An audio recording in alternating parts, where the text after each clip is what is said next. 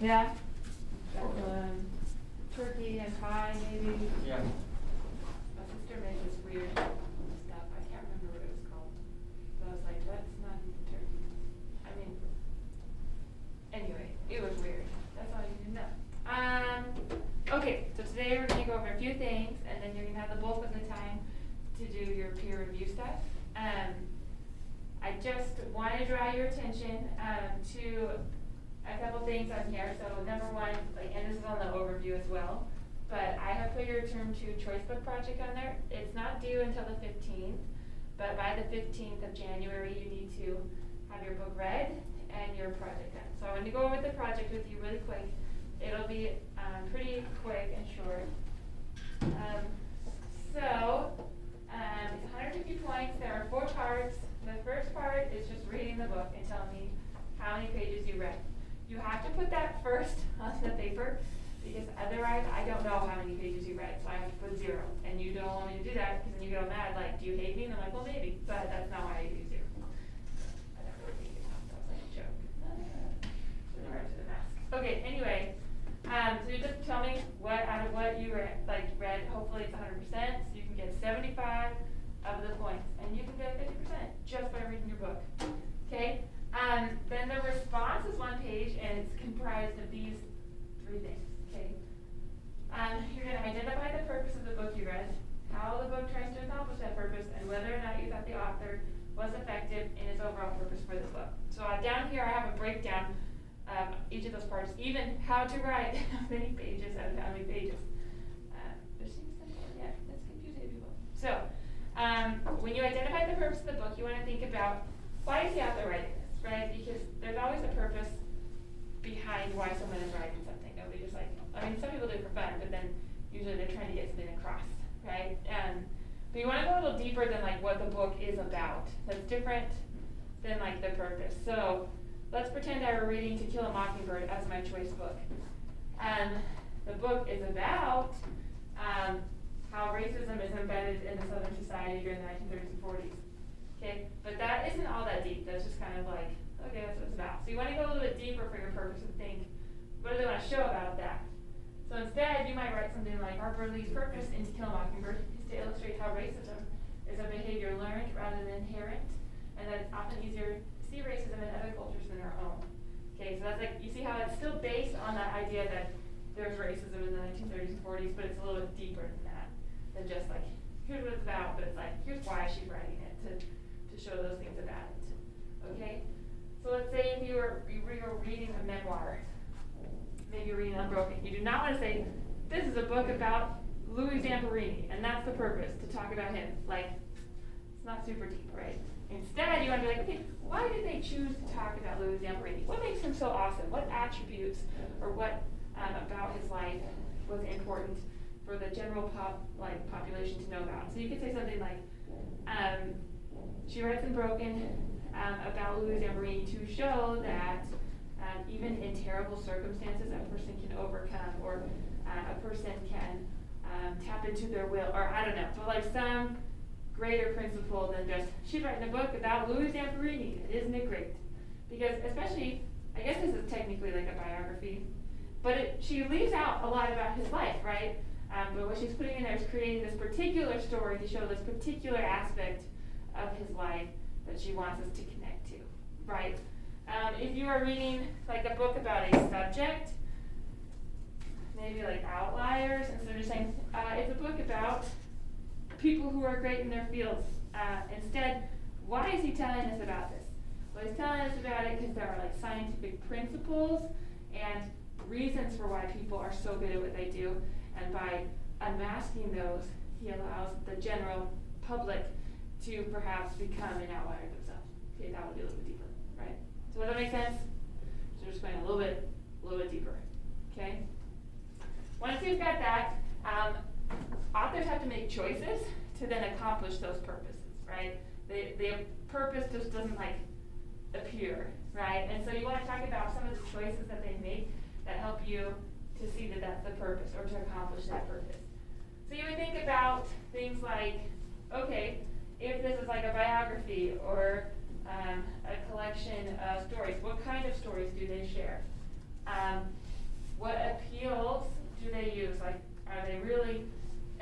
same pathos or ethos or logos? Like, is it very logical? Is it very, like, trying to hit you in the emotions? Are they trying to show that they're a credible person? Those are choices they're making. In a biography, you can think about how they portray the protagonist versus other characters. Is there a difference there? Or are they highlighting a certain aspect of that character while ignoring other facets of their personality? If it's a book about a particular topic, how do they present that topic? Is it very scientific? Is it more for like the general population? Who's their audience? Do you notice any patterns in what the author presents? And then once you've identified some of these choices, you just want to talk about how those choices help them to convey whatever that purpose is. So if I were doing the To Kill a Mockingbird one, I'd be like, okay, what are some choices that the author makes to show that racism is something that is learned and that is easier, what did I say, to recognize it in other cultures. But then I was like, okay, here's some choices she makes that show that. And then finally, you get to say whether or not you thought that they were effective in achieving that purpose. So that's different than whether or not you liked the book, right? You can still not like a book, but see that they're accomplishing their purpose. I've read a lot of books like that where I'm like, I didn't really like it, but they like set out to do what they wanted to do, right? But if you thought, no, I don't really think that Harper Lee showed those things, even though I think that was her purpose, you would just kind of explain why you think not. Or if they did, you'd be like, yeah, they did a really good job because these choices affect the audience in this way and show this. So just a one-page response, double-spaced, hitting all those things. So you probably would only talk about like maybe one or two choices here is all you have time for and how they connect in your evaluation. Questions about that? Okay, and you can turn it in as early as you want to, though I probably won't grade them until sometime in January. So, yeah. Excellent. Okay, then today we are going to also review verbs really quick and then add to your notes and talk about adjectives today. So, this is in your writer's notebook. You can either put like the verb review with number 6 and like the verb stuff we did last time, or you could put it under number 7 for adjectives, because this is the 7th entry.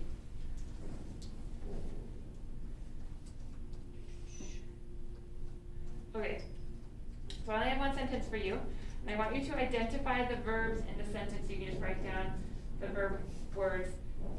You don't need to delineate like which one is a what type of verb, just they're all verbs. But you do want to remember that there are infinitives, right, and that there are helping verbs too, and so maybe those would be tricky if you don't remember that you're looking for them. Okay? Also, enjoy the sounds of the school being repaired in the background. It's been really loud. Wait, so which things are we finding? Adjectives?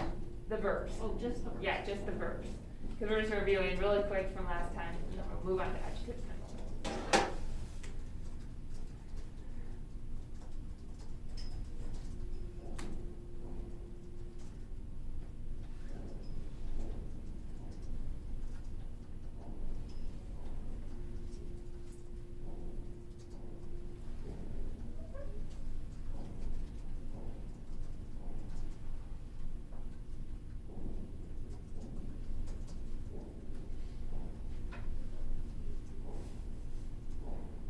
Is Caleb here today? And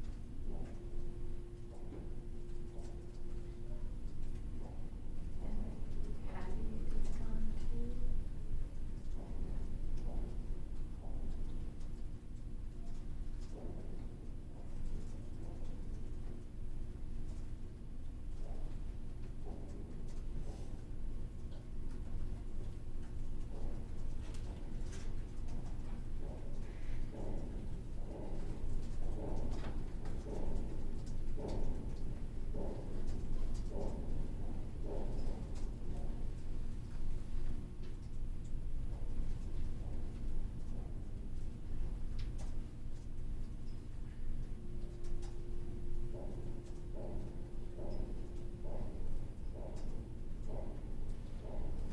I'm sure it doesn't help that there's like a mountain for all of that sound to echo off of.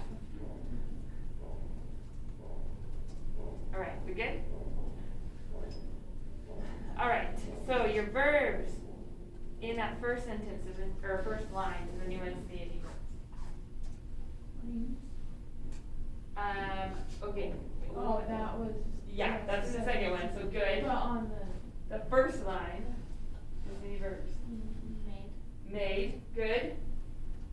Here. Say that again louder. To appear. To appear, good. I thought you said here, but I did not hear you correctly. Okay, any other verbs that you noticed? Claims. Yeah, so claims is good. Yes. Gives. Gives, cool. And then we are missing the same verb in two different sentences. Is, okay, good. That's one of those helping ones, right? Those ones do not seem very verby, so you just need to memorize them. Those 23 words, they will help you on the quiz. If you spent like a minute a day for like 5 days, I bet you would have them because you're all very smart. You can even like make up a little song. That helps me sometimes. In fact, we'll listen to an adjective song from Schoolhouse Rock to help you. So get stoked about that. Any questions on these? I promise if you have a question that someone else does too. So don't be afraid to ask.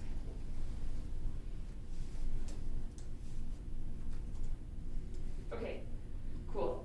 In previous class, some people have asked about like toleration and why that's not a verb.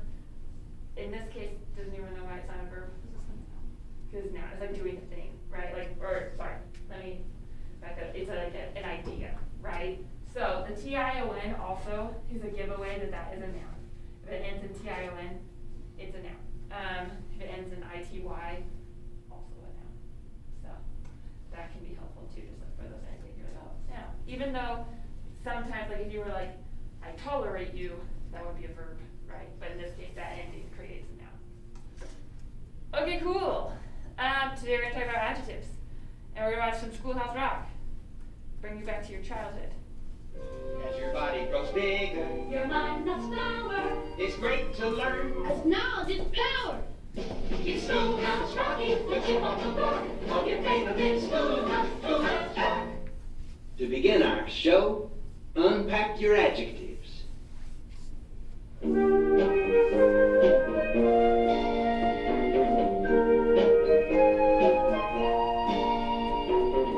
Got home from camping last spring. Saw people, places, and things.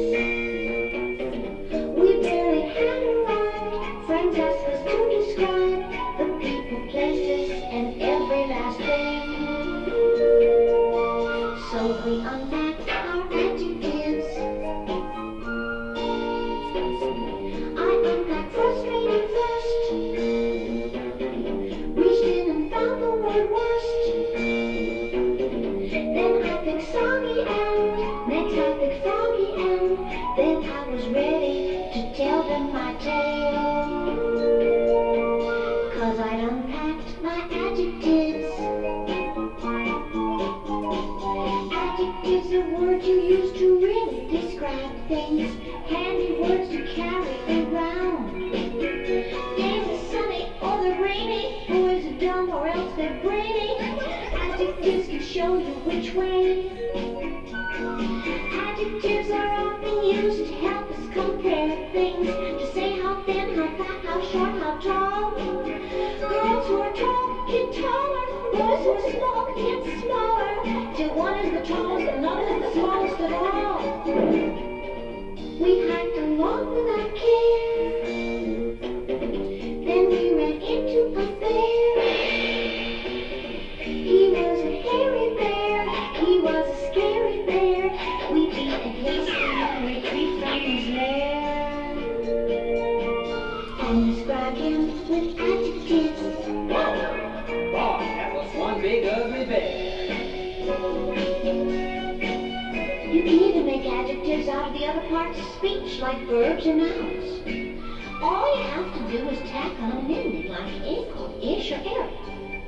For example, this boy can grow up to be a huge man, but still have a boyish face. Boy is a noun, but the ending ish makes it an adjective, boyish. That describes the huge man's face. Get it?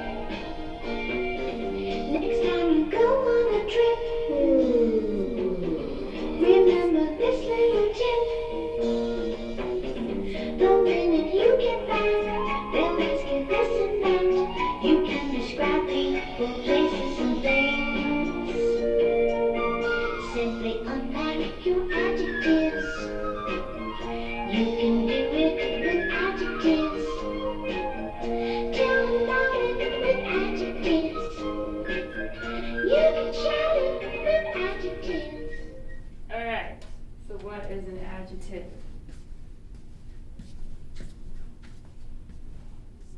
What does it do?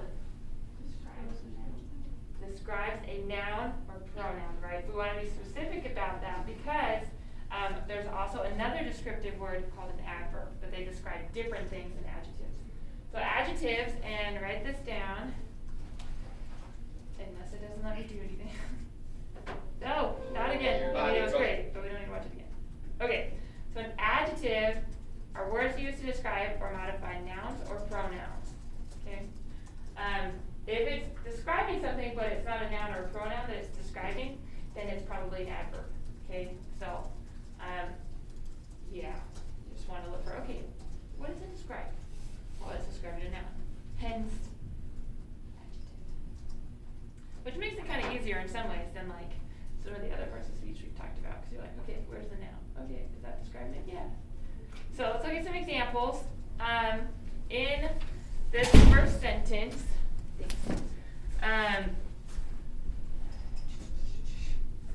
where are my adjectives? So it says, we decorated the tree until bedtime, and that night I dreamed of the 2 long packages for Jen and me.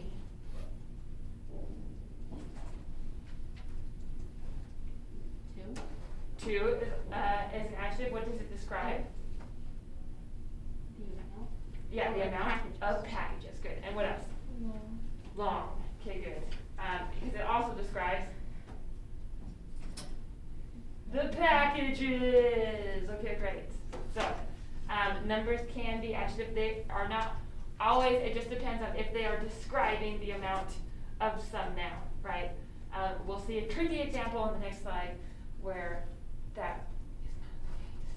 So just keep that in mind. Okay, let's do this one line by line. So there were 6 bedrooms upstairs, 4 bedrooms for the. Do I have any adjectives in this first line?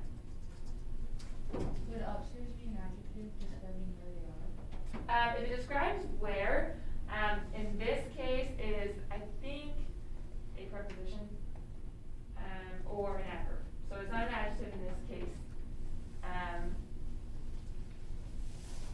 But I will check in that. To be What specific. about 6 and 4? 6 is definitely one, and so is 4. Okay, good, because they describe what? The bedrooms, how many of them. Okay, good. Okay, second line, 8 female children, 1 bedroom for Welcome Finch. Do I have any adjectives in that sentence? Or line, yeah. Female. Female, good, what else? 8, 1, and that's it. Because that's his name. Which is kind of weird, unless your brother or father's name is Welcome, then I love it. Okay, sole son and 1 bedroom for visiting relatives. Sole, because it describes the son. What else? 1, because it describes the bedroom. Visiting, because it describes relatives. They're not just regular relatives, they are visiting relatives. If that was like an action that someone was doing, then it would be a verb, but because it's describing the relatives, it is not a verb in this case. Cool. Any questions on any of those? Okay, so in these, oops, I guess I didn't do it as I went. In these next sentences, identify just 1, 2, and 3, all of the adjectives, and then this one has the tricky one, so just be wary. The other 2 I think are pretty straightforward.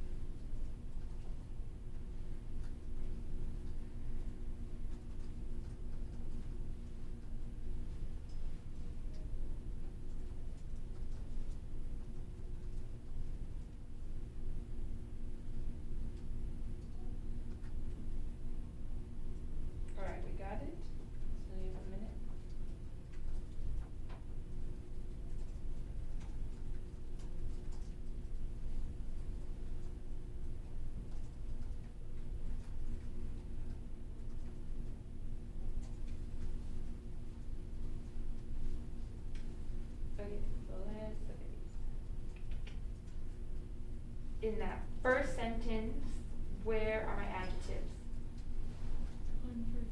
Unforgettable, because it describes the novel. Good. What else? Sleepy. Good, because it describes the town. What else? Southern, Southern, because it describes the town. the town as well. And anything else? Nope. Good job. Okay. The second one, where are my adjectives? Difficult is one. What else? Moody. Inconsistent. Okay, good. So sometimes the adjective comes after because these are still, oh, it's unfrozen. You got it. Oh, why did I hate myself? Okay, good. Because they still describe what? He. Okay, so he was, and these are his attributes. Okay. And then in the last one were my adjectives. Modest. Modest. Double, because they're both describing the life. Okay, good. What else? Dawn in this case is a verb, because it's an action that this never dawned on her, like this idea never occurred to her. Okay, what else? Separate. Cool. What else?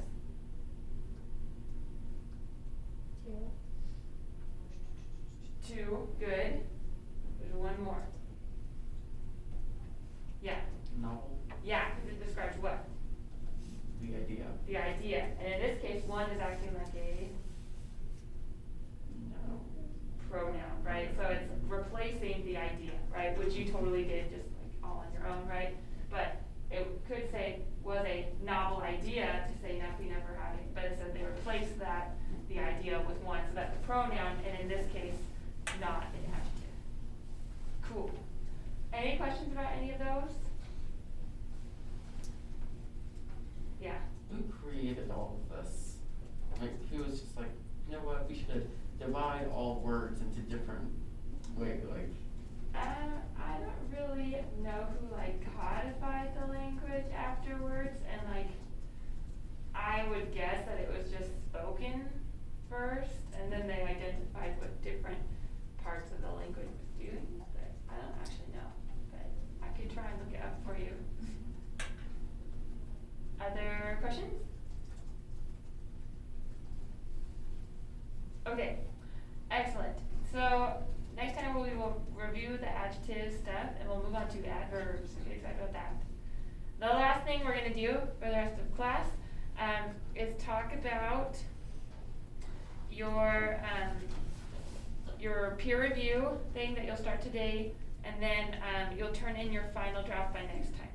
So if you go on Canvas, there are two assignments. There's the final essay where you'll submit it after you've published it and have people review it. But before that, you need to have two people review it. So if you click on that assignment, the only thing you're going to submit again is like the two names of the people you had review it. So you need two people.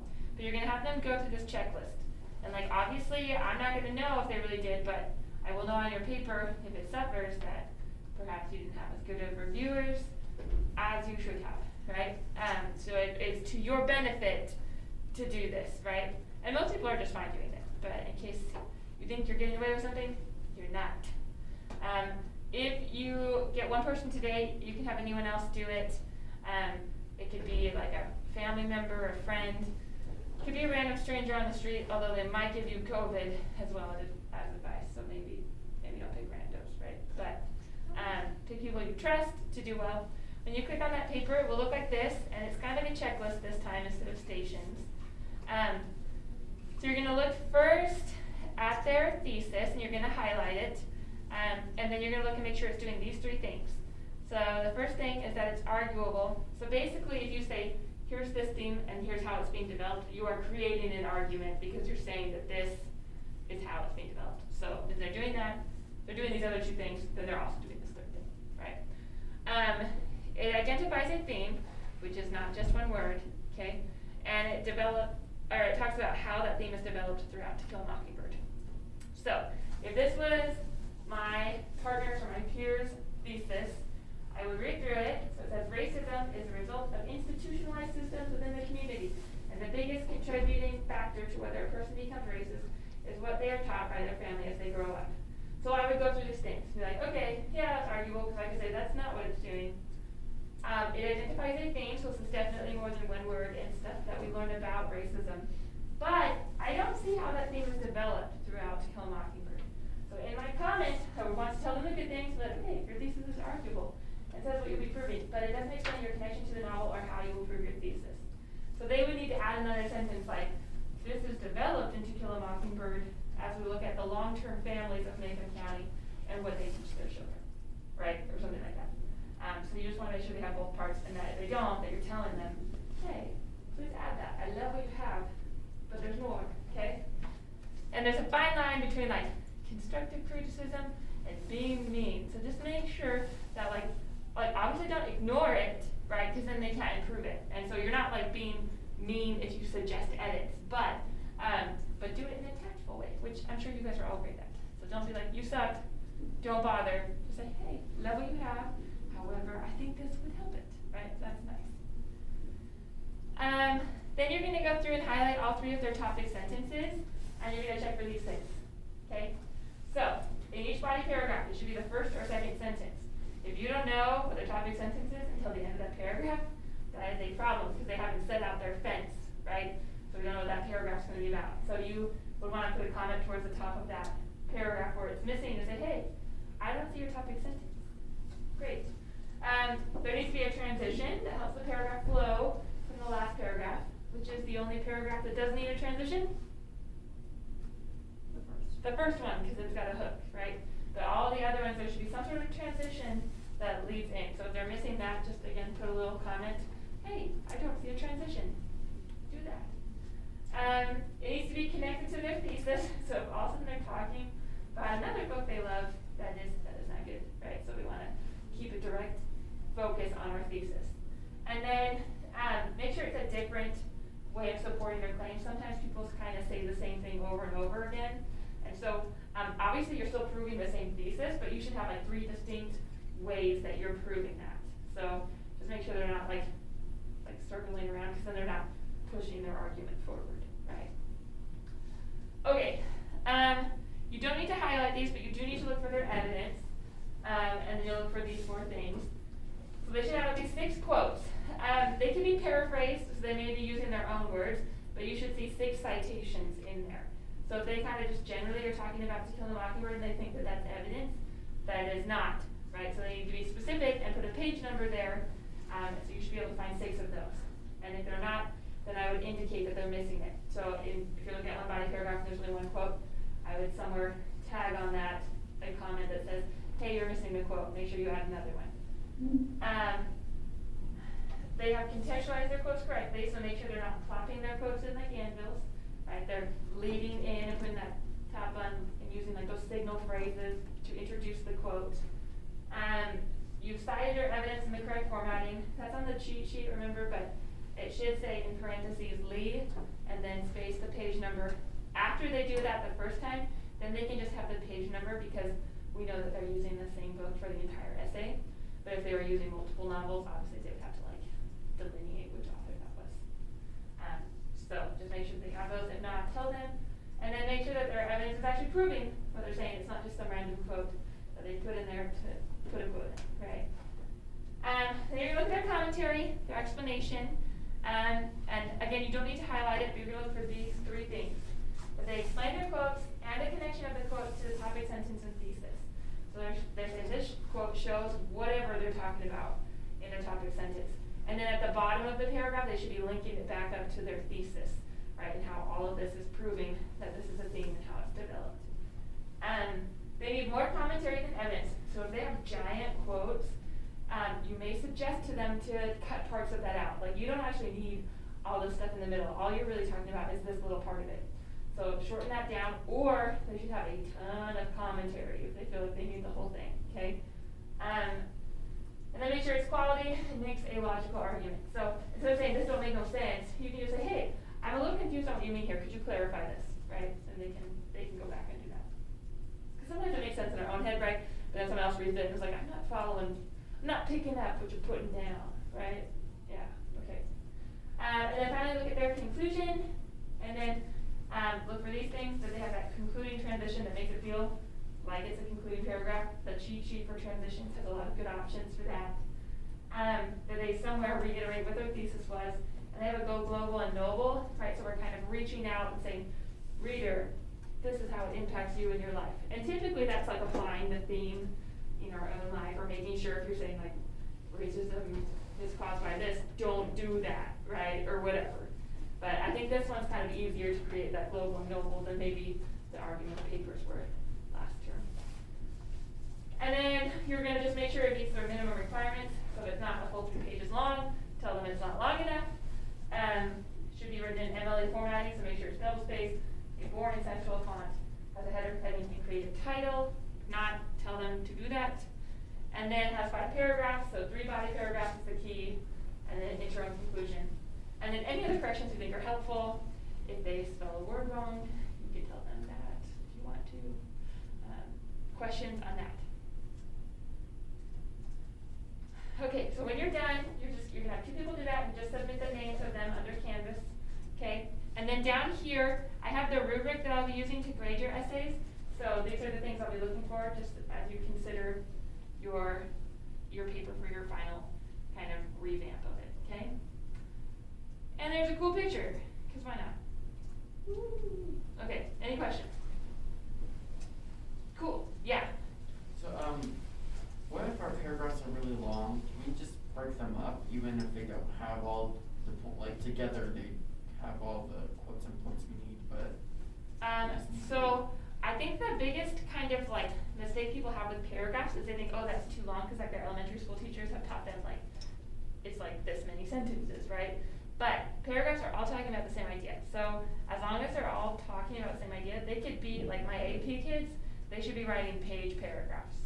So like if you're within the kind of that, if you're writing for like 3 pages in the same paragraph, you are probably broaching into other topics within that space, right? So how long are your paragraphs? Well, each one's probably about 3/4. My body paragraphs are That's about great. 3/4 of a page. They should be that chunky. Seems. But are they talking about the same thing? They should be talking about the same thing. You're like, I'm not sure, but yeah. So as long as they're talking about the same idea, then you're fine. And I think, I was talking to someone yesterday, and they're like, oh yeah, my elementary school teacher was like, that's too long. But that's weird. Like, they should not be telling you that. Because the biggest problem like I have as an English teacher is like getting you to develop your thoughts.